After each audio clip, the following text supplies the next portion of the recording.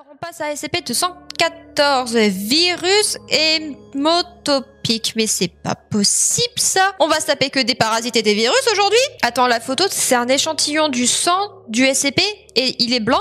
Enfin, il est transparent. Ou alors, il est argenté plutôt. Ça fait trop bizarre, là, par contre. C'est un Euclide également. Description. Le SCP est un homme âgé de plus de 10 ans, il semblerait. Ancien membre de la Fondation en tant qu'agent... Ah, un ancien agent de sécurité qui devient SCP. Merde. Des changements physiques et mentaux furent remarqués suite à l'enquête sur un incident à la bibliothèque publique dont c'est pas où dans le Massachusetts. Le confinement du SCP est détaillé dans c'est pas où. Un examen physique du SCP a mis en évidence la disparition de la plupart de ses fluides corporels, incluant mais ne se limitant pas au sang, à l'humeur vitrée, au liquide séminal et au liquide céphalorachidien, au profit d'une cisterce similaire au mercure. Ah, le sang est en fait du mercure. Bon.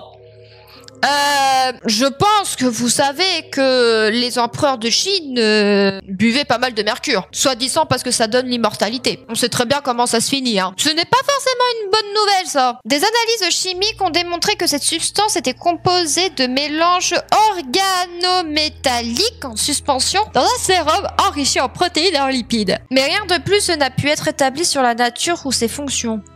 D'accord, donc là on a juste un agent de sécurité qui a vu son sang et d'autres fluides de son corps être transformés en mercure.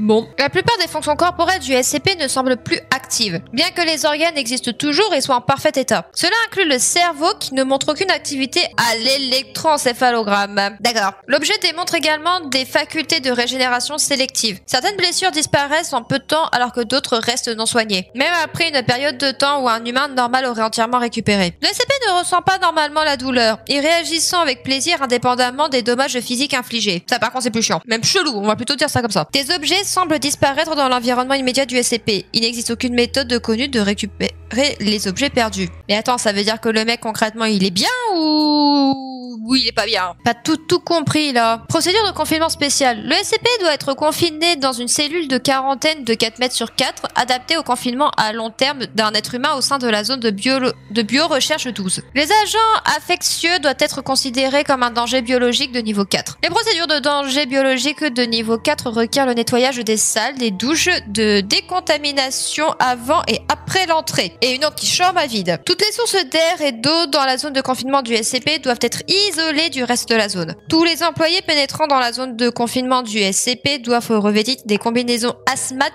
intégrales avec réserve d'oxygène et revêtement résistant aux coupures. La cellule doit être sous observation constante via les appareils de vidéosurveillance. Le SCP doit être considéré comme un danger pour lui-même ainsi que pour les autres. Il ne doit pas être autorisé à posséder des ustensiles potentiellement dangereux. En raison de sa perception particulière de la douleur, les gardes ne doivent pas infliger de dommages physiques au SCP sauf contre ordre d'un membre du personnel de niveau 2. Ouais, donc on peut très bien imaginer que malheureusement ce pauvre mec est capable de se scarifier lui-même, juste pour plusieurs comme ça. Et il semblerait que j'ai un peu l'impression en fait qu'ils savent pas forcément ce qu'est le SCP.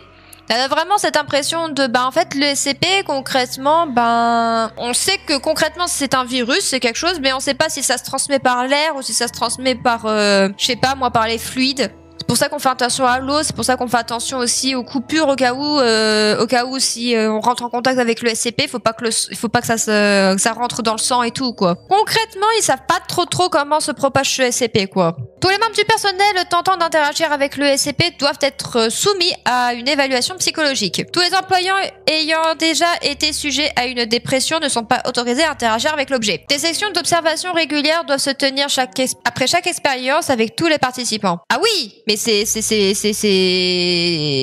compliqué là. Si un membre du personnel présente 2 ou plus des symptômes suivants, il devrait être mis en quarantaine immédiatement dans une cellule identique à celle du SCP. Comportement d'automutilation, affect atténué, glossolalie, logorée, mensonge compulsif, sécrétion argentée au niveau des mucus et des blessures, comportement obsessionnel compulsif en particulier à l'écrit et à l'oral. Ok. Le personnel de recherche est vivement encouragé à lire du coup le journal et l'entretien avant de procéder à des expériences par mesure de précaution. Mais il est si dangereux que ça ce SCP pour qu'on ait besoin de lire littéralement un journal et un rapport d'entretien entretien avec le SCP. Waouh! Addendum A. Des extraits du journal de l'agent.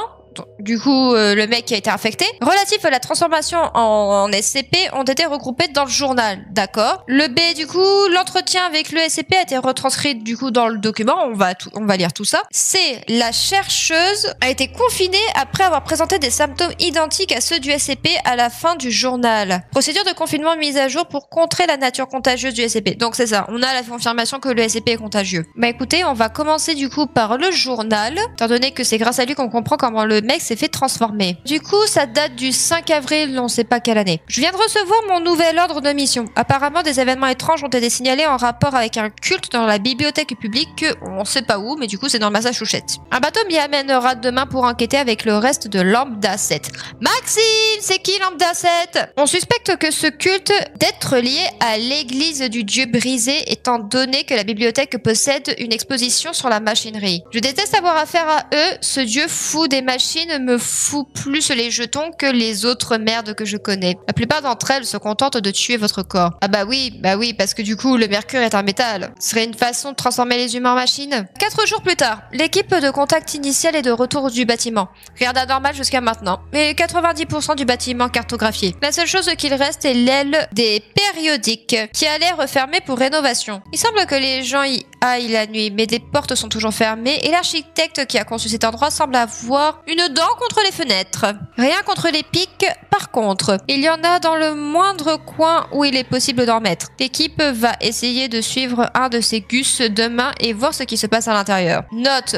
Entre cette entrée et la suivante, l'intégralité de Lambda 7 a disparu sans laisser de traces, de même que les adeptes. Donc ça veut dire que là, on n'a plus de nouvelles de Lambda 7 après ça. 2 jours plus tard, les pages volettent dans mon esprit et la brise naît le mouvement révélant la saturation d'informations. Unis et indexés à la perfection, préservés en lieu sûr. La bibliothèque approuve ces nouvelles acquisitions, remplissant toujours plus de ses murs avec l'essence distillée de l'être, pour que tous puissent emprunter mais jamais garder, englobant l'identité, incluant l'un dans l'autre pour les plans et les rêves à moitié réalisés, imitant la chair et ses fragilités, ses incorps et ses soubresauts, comme une marionnette dansant au bout d'un fil d'une chorégraphie frivole et saccadée. Y a pas Lambda 7, ça existe pas?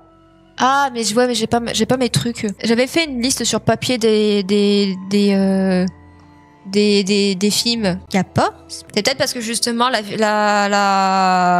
film elle a complètement disparu à cause de cette affaire. C'est peut-être à cause de ça. Alors le lendemain à 9h32, à nouveau réveillé, je ne sais pas combien de temps j'ai dormi sur le chemin du retour. J'ai lu l'entrée précédente. Je pense que j'ai manqué de sommeil, ça n'a pas de sens. Le culte a disparu. L'équipe a disparu. J'écris le rapport post-mission. J'ai essayé de supprimer l'entrée précédente, mais impossible de trouver le bouton pour le faire. Compromis. Le mot résonne encore dans ma tête. Je pense que j'ai été compromis. Je me suis coupé en me rasant ce matin et mon sang avait la même couleur que du mercure dans l'évier. La sensation de la lame en taillant ma peau était comme une caresse. Il est de mon devoir de m'éliminer, j'ai été corrompu. Une fois le rapport fait, je le ferai. J'ai toujours mon pistolet. Il veut mettre fin à ses jours. C'est pas forcément une bonne idée. Quelques heures plus tard, tension, crescendo, doigts tremblants, goût de poudre, le flash, l'explosion, la romance entre l'os et la graisse, suivi de la libération orgiaque. T'es en train d'avoir un orgasme parce que tu viens de te tirer une balle dans la tête, c'est ça? Le lendemain, à nouveau réveillé, la balle n'a rien fait. Aucun souvenir depuis que j'ai appuyé sur la gâchette. C'était dans la salle de bain, maintenant je suis dans le lit. Il y a des uniformes du personnel de l'hôtel et de médecins qui traitent un peu partout, mais personne. Pas de reste. Pas même un signe de lutte ou une trace de sang. J'ai essayé d'appeler mes supérieurs pour les prévenir, mais mes doigts manquent les touches. Tout ce que je peux faire, c'est écrire. Quelque chose me fait penser qu'ils veulent que je sois retrouvée. Juste trop tard. Je continue de saigner à l'arrière de la tête. La sensation du liquide chaud s'écoulant doucement est délicieuse.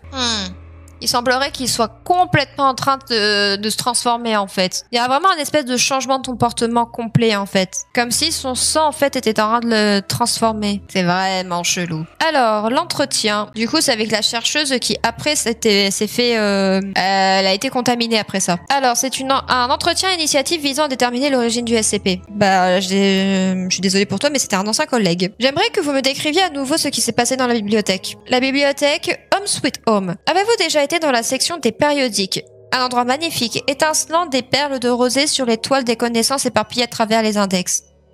Chez vous? Vous voulez dire chez vous métaphysique. Ou prévoyez-vous vraiment de vivre là? Nos données montrent que vous habitez autre part.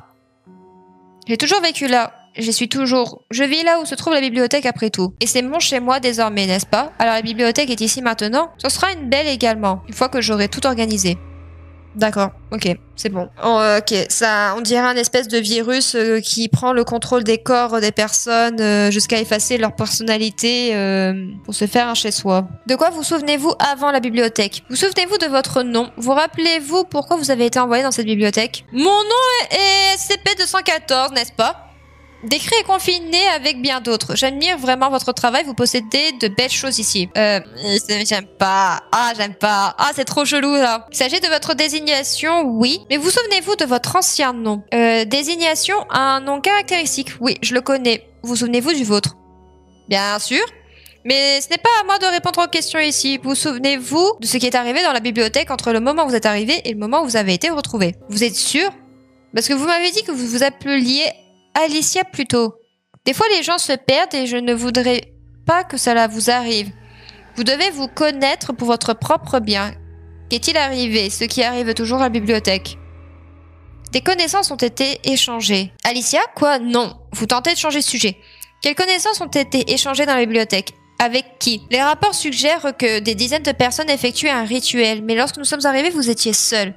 Qu'est-il arrivé aux autres personnes? Je vous ai déjà dit, les connaissances ont été échangées. Tout est information à stocker et à ranger, compressé si besoin. Stocker où? Il n'y avait pas de traces de qui que ce soit d'autre quand les équipes de récupération sont arrivées. Mais vous étiez couverte de on ne sait pas quoi. Une substance inconnue. J'ai une théorie. Est-ce qu'il a transformé les gens en livres? Les informations ont été échangées, stockées. Techniquement parlant, un livre, ça se stocke. Et les informations qui sont à l'intérieur peuvent être pas forcément échangées, mais partagées, quoi. Il aurait changé les gens en livres? Si c'est ça, c'est vraiment horrible. Oh Alicia, votre perception est si limitée. Vous posez les mauvaises questions.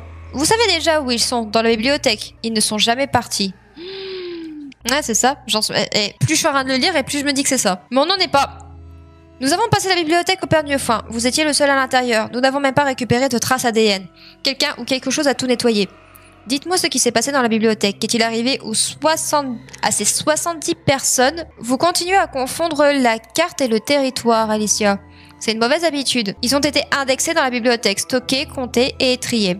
Vous ne parlez pas du bâtiment quand vous parlez de la bibliothèque? Vous faites un très bon travail ici. Nous avons des tâches complémentaires.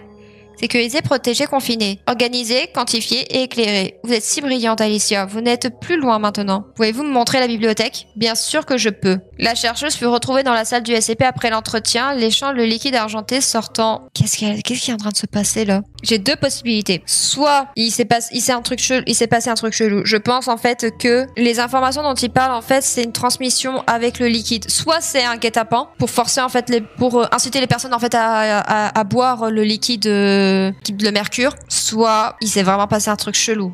On sait pas quoi ce qui s'est passé, mais effectivement, je peux comprendre que les gens soient pas bien après la lecture d'un tel SCP. Et quand il parle avec ce SCP, parce qu'il semblerait qu'il a des bonnes capacités de manipulation mentale aussi.